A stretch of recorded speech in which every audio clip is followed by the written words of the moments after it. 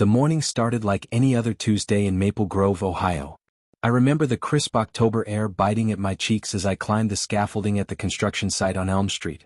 My name is Nathan, and I've been working construction for the past 3 years since graduating high school. It wasn't my dream job, but it paid the bills and kept me close to home. The Rodriguez family had hired our crew to renovate their 2-story colonial house, new siding, roof repairs, the works. I'd been looking forward to this project because it meant steady work for at least 2 months. What I didn't expect was for my life to change in the span of 3 seconds. "Nathan, hand me that drill," shouted Tommy, my crew supervisor, from the 2nd-story scaffolding. I was 20 feet up, securing the safety rail when it happened. The metal bracket gave way. Later, the investigators would say it was metal fatigue. The bracket had been used for years without proper inspection. The world spun. I remember the sickening sensation of weightlessness, then the brutal impact with the concrete driveway below. The last thing I saw before everything went black was Mrs. Rodriguez's horrified face in her kitchen window. I woke up in Mercy General Hospital 12 hours later. The sterile smell of disinfectant filled my nostrils, and the steady beeping of machines created a rhythm I'd become all too familiar with. My left leg was elevated in traction, my ribs were wrapped tight, and every breath felt like knives in my chest. "You're awake," said a voice I recognized immediately. My cousin Bradley was sitting in the uncomfortable hospital chair beside my bed, scrolling through his phone with the kind of detached interest that had always annoyed me about him. Bradley and I had grown up in the same neighborhood just 3 blocks apart. Where I'd always been the one to help neighbors with yard work or shovel snow for the elderly folks on our street, Bradley had been the one to complain about the noise from block parties and call the city when someone's grass got too long. "How bad is it?" I croaked, my throat dry as sandpaper. Bradley didn't look up from his phone. "Broken leg in 2 places, 3 cracked ribs, concussion. You'll live, but you're looking at months of recovery." He finally glanced at me, his expression somewhere between boredom and mild irritation. "I called your boss. Don't expect your job to be waiting for you." The words hit harder than the fall had. Construction work was all I knew, and without it, I couldn't afford my small apartment above Mrs. Patterson's garage. I'd been saving every penny for community college, hoping to eventually become a civil engineer. Those dreams felt as broken as my leg in that moment. "What about workers' comp?" I asked, though I already suspected the answer from Bradley's expression. "Companies claiming it was equipment failure, not negligence. Their insurance is fighting it. Could take years to resolve if ever." Bradley stood up, straightening his expensive suit jacket. He worked as a junior accountant at a firm downtown and never let anyone forget he was the successful one in the family. The doctor, a tired-looking woman in her 50s, entered the room carrying a clipboard. "Mr. Wells, I'm Dr. Patricia Manning. You're lucky to be alive, young man. The fall could have been fatal." "When can I go home?" I asked. "We'll need to keep you for observation for at least a week.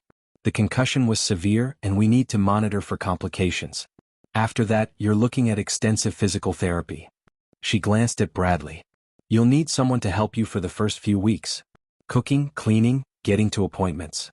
An uncomfortable silence filled the room. Bradley shifted his weight from one foot to the other, clearly uncomfortable with the implication. I have a really demanding schedule at work," Bradley finally said. "Big audit coming up. I can't really take time off right now." Dr. Manning looked between us, her expression professionally neutral but clearly disappointed. "Well, we'll figure something out. The social worker will stop by tomorrow to discuss your options." After the doctor left, Bradley grabbed his coat. "Look, Nathan, I'm sorry about all this, but I can't drop everything. You understand, right? This audit could make my career." I stared at the ceiling tiles, counting the water stains. "Yeah, I understand. Don't expect a lot of visitors, okay? I mean, who's really going to want to sit in a hospital room? People have their own lives." Bradley paused at the door. "I'll try to stop by when I can." The sound of his footsteps fading down the hallway left me alone with the reality of my situation. I was 21 years old, broke, jobless, and according to my only family member, friendless. The machines beeped their steady rhythm while I stared out the window at the parking lot below. That's when I saw her. Mrs. Patterson, my landlady, was getting out of her old blue Honda Civic. She was 73 years old and moved with the careful deliberation of someone who'd learned that hurrying leads to falling. She was carrying what looked like a casserole dish. 20 minutes later, she appeared in my doorway, slightly out of breath but wearing the warm smile that had greeted me every morning for the past year when I'd helped her bring in her newspaper. "Nathan, honey, how are you feeling?" She set the casserole dish on the bedside table and immediately began fussing with my blankets. I brought your favorite tuna casserole with those crispy onions on top. Mrs. Patterson, you didn't have to. Nonsense. You think I'd let my best tenants suffer through hospital food? She pulled the uncomfortable chair closer to my bed and settled in with a satisfied sigh. Now tell me everything. And don't you worry about rent while you're recovering. We'll figure it out. For the first time since waking up, I felt something other than despair. Mrs. Patterson stayed for 2 hours, telling me about the neighborhood gossip and assuring me that my small apartment would be waiting for me. When visiting hours ended, she promised to return the next day. Get some rest, sweetheart. Tomorrow's a new day. As I watched her shuffle down the hallway, I realized Bradley had been wrong about one thing.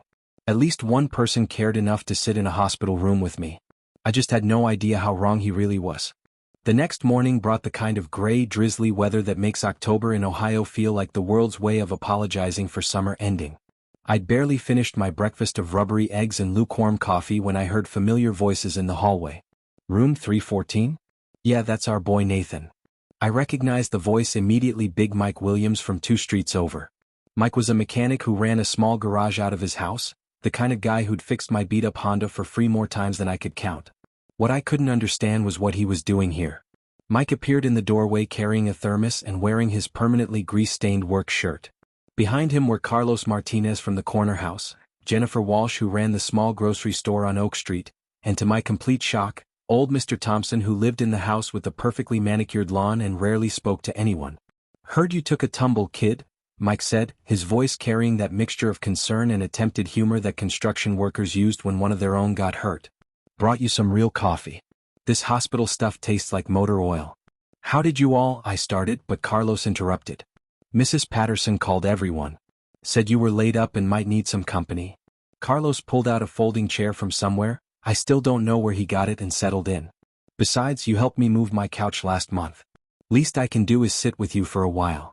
Jennifer, a woman in her 40s who'd always had a kind word when I'd stopped by her store, was arranging what looked like half a flower shop on my windowsill.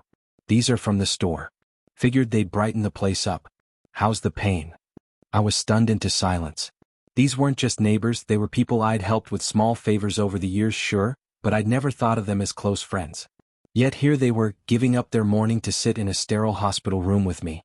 Mr. Thompson, who had to be pushing 80 and had never said more than good morning to me in the 3 years I'd lived in the neighborhood, pulled out a worn paperback book. Brought you something to read. It's a good one, adventure story set in Alaska. The morning passed quickly with their easy conversation. Mike told stories about the crazy repair jobs that came into his garage. Carlos shared updates about his daughter starting college. Jennifer complained good-naturedly about the supplier who kept delivering the wrong brands of cereal. Even Mr. Thompson opened up, telling us about his 40 years working for the railroad. Around noon, they started to leave for lunch breaks and afternoon responsibilities. But as they filed out, I heard Mike talking to someone in the hallway. He's in 314. Yeah, he's doing okay, but he'll be here for a while. Broke his leg pretty bad. I craned my neck to see who he was talking to and was amazed to see 3 more neighbors from our street. Word was spreading faster than I'd ever imagined possible in our quiet little neighborhood. The afternoon brought even more surprises. The Hendersons from the end of the block showed up with a box of homemade cookies. Maria Santos, who barely spoke English but always waved when I walked by, appeared with her teenage son translating as she pressed a container of what smelled like the most amazing soup I'd ever encountered into my hands.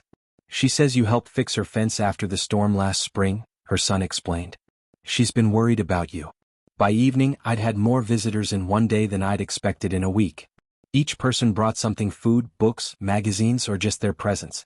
The nurses began commenting on the steady stream of people asking about the young man in 314. Dr. Manning stopped by during her evening rounds, looking amused at the collection of flowers, cards, and food containers that had accumulated on every available surface.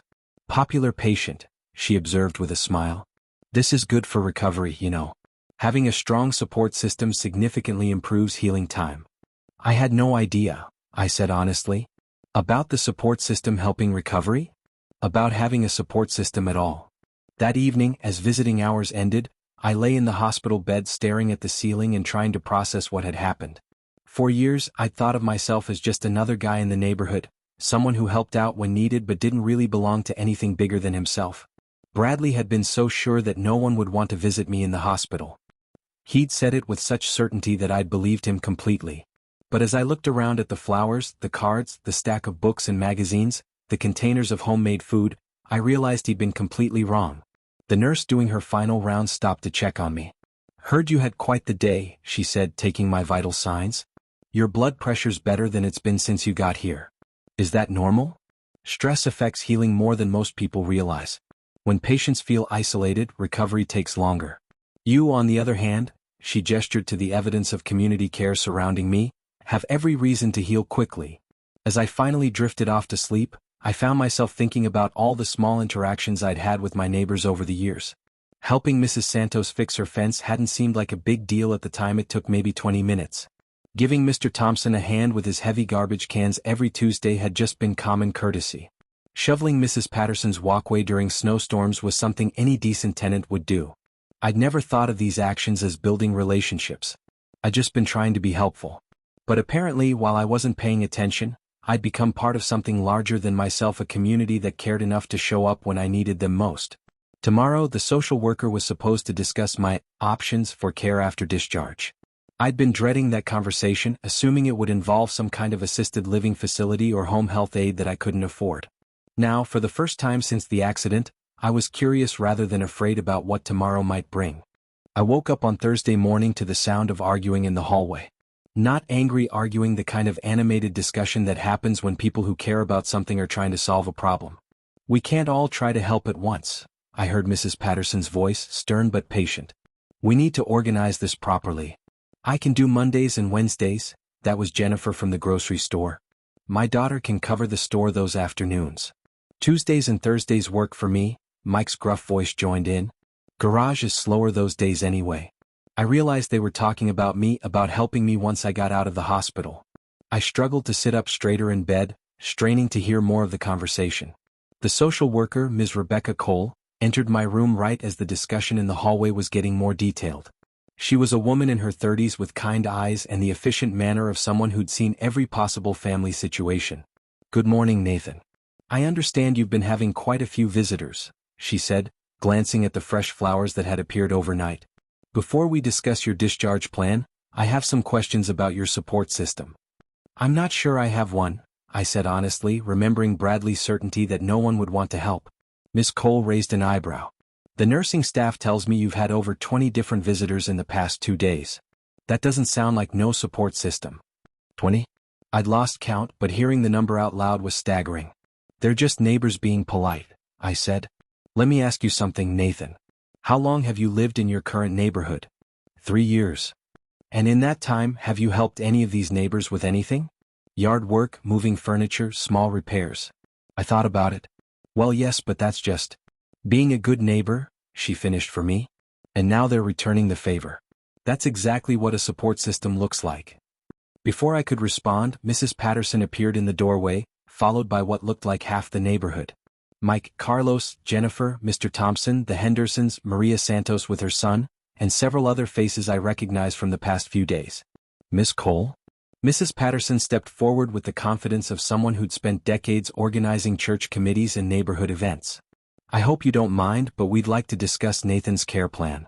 The social worker looked surprised but pleased. "Of course. Please come in." What followed was the most organized display of community planning I'd ever witnessed. Mrs. Patterson had apparently spent the previous evening creating a schedule and coordinating with everyone. "Nathan can stay in the apartment above my garage," she began. "It's ground-level access through the side door, and I'm right there if he needs anything urgent. I can handle meals," Maria Santos said through her son's translation. "I cook for my whole family anyway. 2 more portions is nothing." Mike cleared his throat. "Transportation to physical therapy appointments, medical visits, I can cover that. My schedule's flexible." "Grocery shopping and errands," Jennifer added. "I'm already going to the store every day." Carlos pulled out his own notebook. "Light housekeeping, helping with laundry, that kind of thing. My wife and I can rotate with the Hendersons." Mr. Thompson, who I was discovering was much more involved in neighborhood affairs than I'd ever realized, spoke up. "Companionship visits. I know what it's like to spend too much time alone. Not good for healing." Miss Cole was writing furiously, trying to keep up with the volunteer coordination happening in front of her. This is remarkable. I've never seen such a comprehensive community care plan. We take care of our own, Mrs. Patterson said simply. I felt my throat tighten. You don't have to do all this. I mean, I'm grateful, but nothing, Mike interrupted. You helped me when my back went out last winter. Ran my garage for 3 days while I was laid up. Didn't ask for a dime. You fixed my fence, Maria Santos added through her son. You've shoveled my walk every snowstorm for 3 years, Mr. Thompson said quietly. Never asked, never expected thanks. Just did it. Carlos nodded. You helped us move in. Spent your whole weekend carrying boxes. Jennifer smiled. You've picked up prescriptions for me when I couldn't leave the store. Always refused payment. The list continued, each neighbor mentioning some small kindness I'd done over the years, things I'd barely remembered, favors that had seemed insignificant at the time. But apparently they'd remembered every one. Miss Cole looked up from her notes. Nathan, I have to tell you, in 15 years of social work, I've never seen anything like this. Usually we're scrambling to find adequate care options. You have a community that's essentially creating a full care support network. The question is, Mrs. Patterson said, looking directly at me, will you let us help you? I stared at all these faces, people I'd thought of as friendly acquaintances, people I'd helped because it seemed like the right thing to do, people who were now offering to reorganize their lives to help me through the most difficult period of my own life. I don't know what to say, I admitted. Say yes, Mike said gruffly. Say yes and let us return the favor. It's not a favor, Mrs. Patterson corrected gently. It's what neighbors do. It's what community means. For the first time since the accident, I felt something I hadn't expected to feel again anytime soon. Hope. Not just hope that I'd recover, but hope that I belonged somewhere, that I mattered to people, that I wasn't as alone in the world as I'd always believed. Miss Cole was practically beaming. If Nathan agrees, I can have his discharge papers ready by tomorrow afternoon. This level of community support exceeds any professional care facility's offerings. I looked around the room at these incredible people who were volunteering their time, energy, and resources to help me heal. People who'd been there all along, but whom I'd never recognized as family until I needed them most. Yes, I said, my voice stronger than it had been since the accident. Yes, I'd be honored to accept your help. The room erupted in pleased murmurs and planning discussions. Mrs. Patterson squeezed my hand. Good. I'll get your room ready today. Maria, can you prepare some of that soup for tomorrow? Mike, what time works best for you to help with the move? As they organized the details of my care, I realized that Bradley had been completely wrong about everything.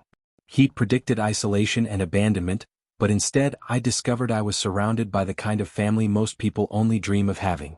The irony wasn't lost on me that I had to break my leg to learn how strong the foundation beneath me really was. Friday afternoon arrived with the kind of brilliant October sunshine that makes everything look like a postcard.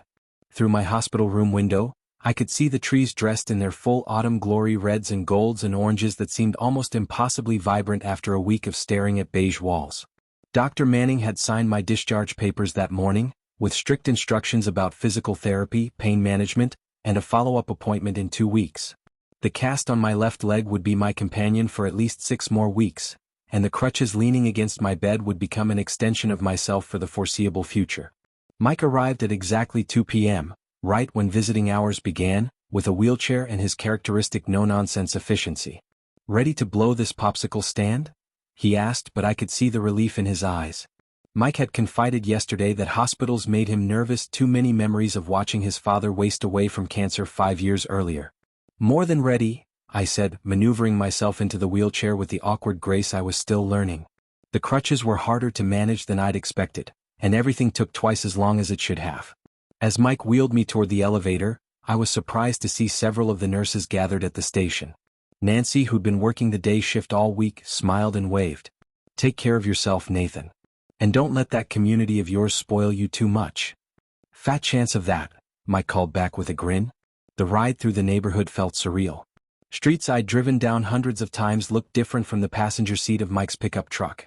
Everything seemed more vivid, more detailed, as if I was seeing it all with fresh eyes. Maybe nearly dying does that to you, makes you notice things you've been taking for granted. When we turned onto Maple Street, I gasped. There were cars parked along both sides of the road, more cars than I'd ever seen on our quiet residential street. Mike chuckled at my expression. Yeah, word got out about your homecoming. Hope you're ready for a party. As we pulled into Mrs. Patterson's driveway, I saw what he meant. The front yard was decorated with balloons and a handmade banner that read, "Welcome home, Nathan," in bright blue letters.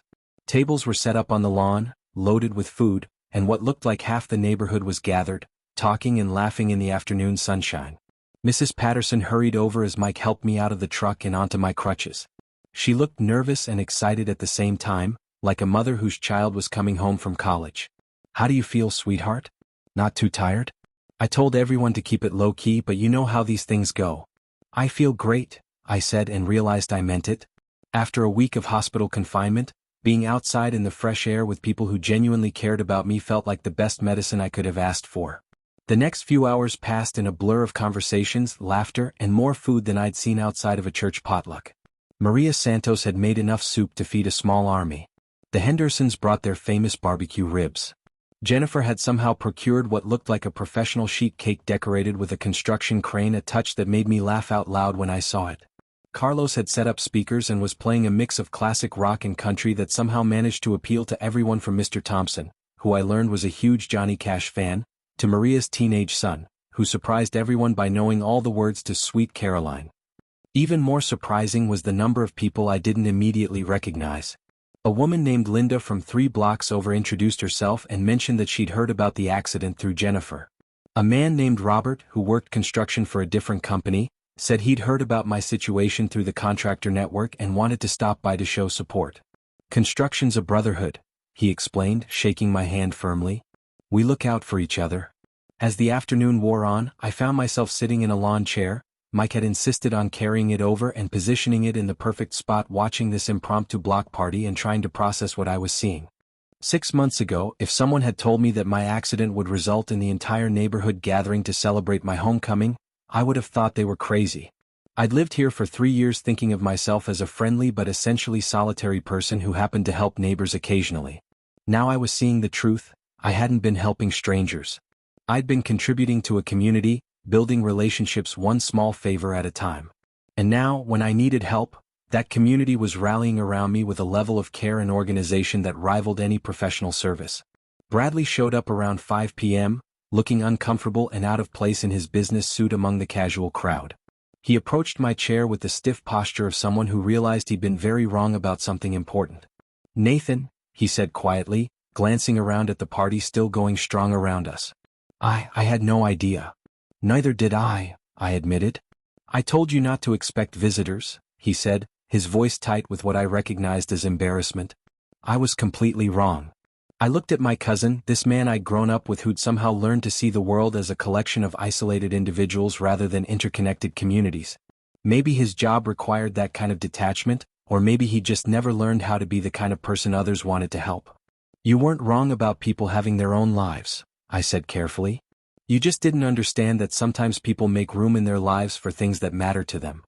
Bradley nodded, still looking around at the neighbors who were cleaning up plates and folding tables with the easy coordination of people who'd done this kind of thing together many times before. "I should have been here more," he said. "You can be here more going forward," I replied. "If you want to be." He stayed for another hour, and I watched him gradually relax as neighbors included him in conversations and offered him food. Mike even ended up talking to him about tax questions, and by the time Bradley left, he looked more comfortable than I'd seen him in years. As the sun began to set and the party wound down, Mrs. Patterson showed me to my apartment through the side entrance she'd mentioned. She'd clearly spent considerable time preparing. There were grab bars installed in the bathroom, a shower chair, and a small refrigerator stocked with easy-to-prepare meals. The furniture had been rearranged to accommodate my crutches, and there was a stack of books and magazines on the coffee table. "Mrs. Patterson, this is incredible. You didn't have to do all this." "Nonsense," she said, but I could see she was pleased with my reaction. "Mike installed the grab bars yesterday. Jennifer stocked the refrigerator this morning. Carlos moved the furniture around. It was a team effort." That night, lying in my own bed for the first time in a week, I realized that everything had changed. Not just because of the accident, but because of what I'd learned about the life I'd been living without fully understanding it. I'd always thought that helping neighbors was just common courtesy, the right thing to do, but not particularly significant.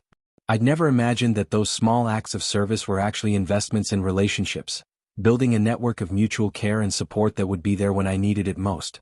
Bradley had predicted isolation, but instead I'd discovered belonging. He'd warned me not to expect visitors, but instead I'd found family in the most unexpected places. As I drifted off to sleep in my own apartment, surrounded by evidence of a community that cared about my recovery, I realized that breaking my leg might have been the luckiest accident of my life. Not because of the injury itself, but because it had shown me a truth I'd been blind to for 3 years. I was never alone. I just hadn't been paying attention to all the people who'd been there all along, waiting for me to realize that I belonged. The next morning, I woke up to the sound of Mrs. Patterson bringing in her newspaper and the distant rumble of Mike starting up his garage for another day of work. Normal neighborhood sounds that now felt like the sweetest music I'd ever heard. I was home and I finally understood what home really meant.